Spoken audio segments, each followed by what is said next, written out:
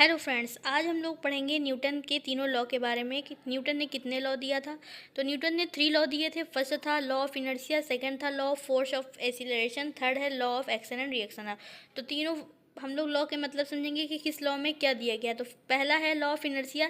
इसमें क्या बताया गया है कि अगर कोई भी हमारा ऑब्जेक्ट है तो वो तब तक नहीं चलेगा जब तक उस पर कोई भी एक्सटर्नल फोर्स ना लगा लें हम लोग। और कोई भी ऑब्जेक्ट अगर हमारा मूव कर रहा है तो वो तब तक मूव करता रहेगा जब तक उस पर कोई भी हम लोग एक्सटर्नल फोर्स ना अप्लाई करते हैं। अब इसको हम लोग एग्जाम्पल की हेल्प से समझते हैं। कैसे?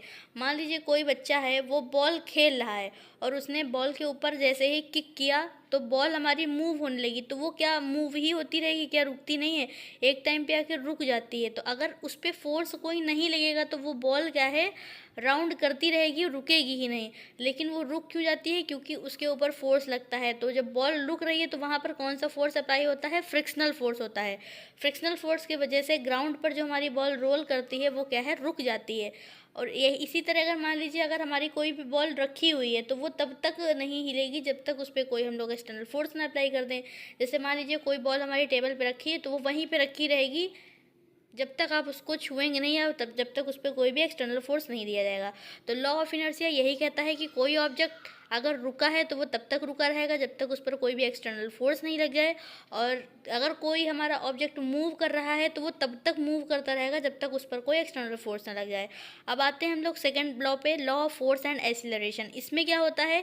इसमें ये बताया जाता है कि किसी भी ऑब्जेक्ट पे हम लोग जितना फोर्स लगाते हैं वो इतनी ही दूरी से जाती है। इसको एग्जांपल से समझेंगे। मान लीजिए कोई भी बॉल है, अगर उसको हमने बहुत तेज़ी से फेंका तो क्या है, एक मिनिमम डिस्टेंस तक की जाएगी। जितना भी हमने फोर्स लगाया वो उतनी ही दूरी पे जाएगी।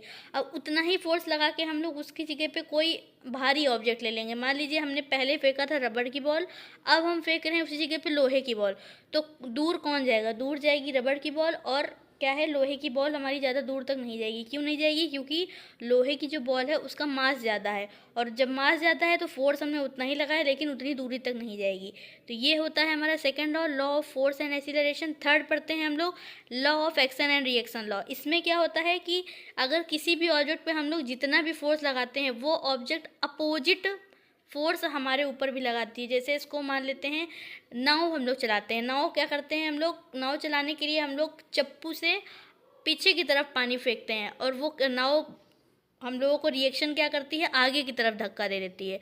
आप लोगों को समझ में आ ही गया होगा। और एक सेकंड एग्जांपल इसका ये भी है कि गन चलाते समय झटका क्यों लगता है?